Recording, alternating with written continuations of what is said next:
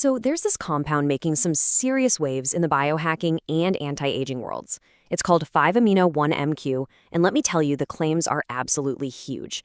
We're talking about a total overhaul of your body's ability to torch fat and crank out energy. But is there any real fire to go with all this smoke? Let's dig in and find out. So the big question we're asking is, could a single research chemical actually be the magic bullet for two of the toughest problems in health and fitness? I mean, think about it. Crushing that feeling of being tired all the time and finally getting rid of that stubborn body fat that just won't budge. Today, we're going to unpack the science, the stories from people using it, and, crucially, the warnings. All right, to really wrap our heads around this, we're going to break it down into 5 parts. First, we'll cover what this stuff actually is. Then we'll get into the incredible promises being made. After that, we'll dive into how it's all supposed to work. Then we'll see what's happening in the real world, doses, results, the whole deal. And finally, and this is a big one, we'll get to the catch, the risks, and, yeah, the cost. Okay, first things first. What in the world is 5-amino-1-MQ? I know, it kind of sounds like a secure Wi-Fi password, but the science behind that name is actually the key to understanding everything else. So let's break it down. So its full name is a mouthful, 5-amino-1-methylquinolineium. But honestly, the name isn't what's important. It's what it does.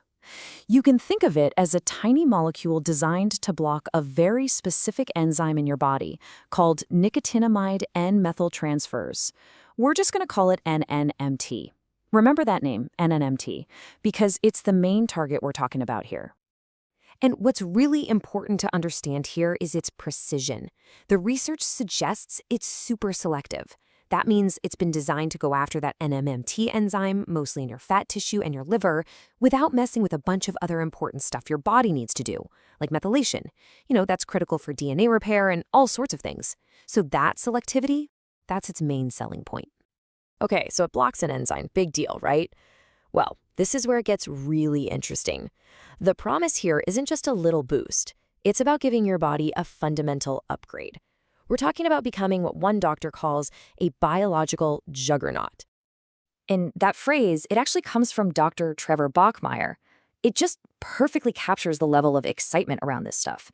He's talking about creating this synergy where you're not just getting a small leg up, you're literally changing the game for your body's entire metabolic and energy engine. And look, this hype didn't just appear out of thin air.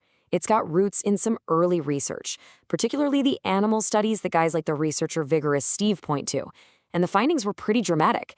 We're talking about the potential to not just lose weight, but to actually reverse obesity caused by diet and physically shrink the fat cells themselves.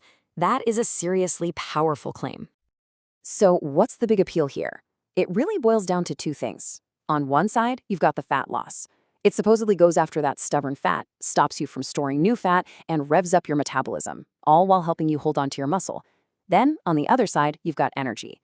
It's said to just crush fatigue by cranking up your cellular energy, boosting your endurance, and cutting down on that I can't move feeling after a workout. It's that 1-2 punch that has everybody so interested. All right, so we've heard all the incredible promises.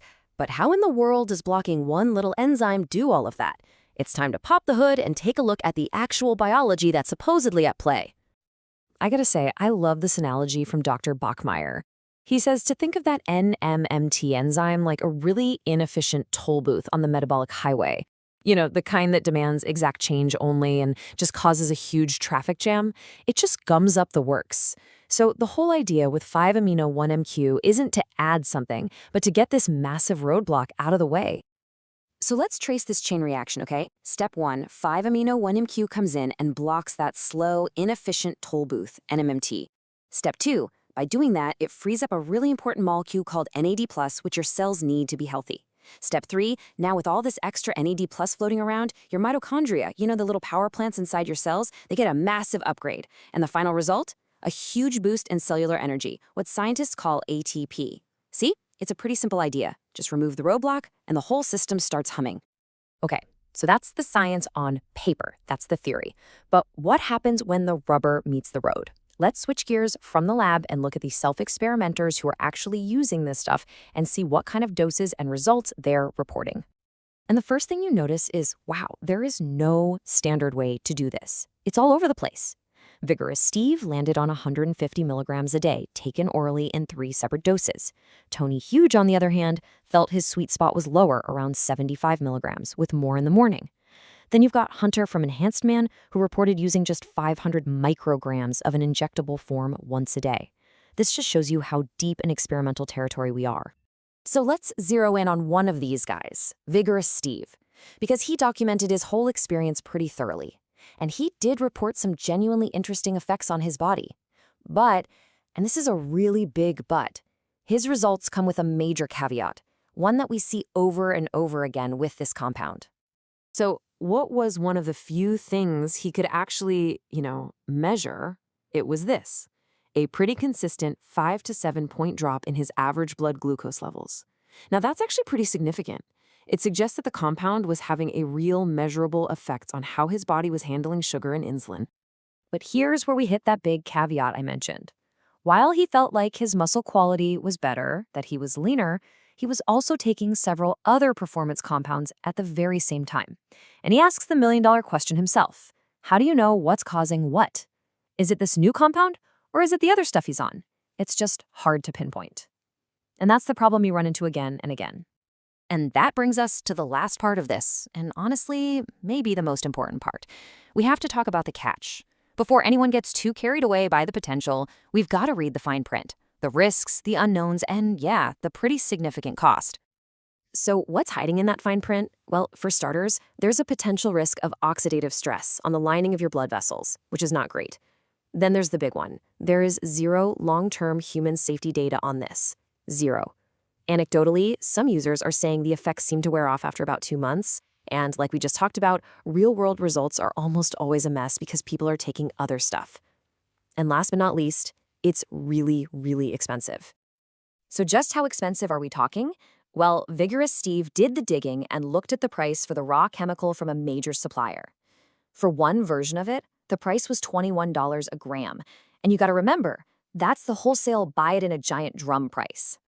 Okay, so what does that actually mean for an individual user on a daily basis? Using his own protocol as an example, Vigorous Steve figured it would cost around $6 or $7 a day, and that's if you could even get it at that wholesale price. The products you can actually buy off the shelf are going to be way more than that. And this quote from him really just hammers the point home. After weighing the results he got against that steep price tag, his conclusion was pretty blunt. You can get similar or even better fat loss results with other, more proven pharmaceutical options for a lot less money. So that's where we land with this big question. Is 5-amino 1MQ a true biohacking breakthrough that's going to change the game? Or is it just a really expensive and totally unproven gamble? The science is fascinating, for sure, but the real-world evidence is messy, it's incomplete. For now, this thing is living firmly on the cutting edge of research. And that's a place where huge promises often come with even bigger question marks.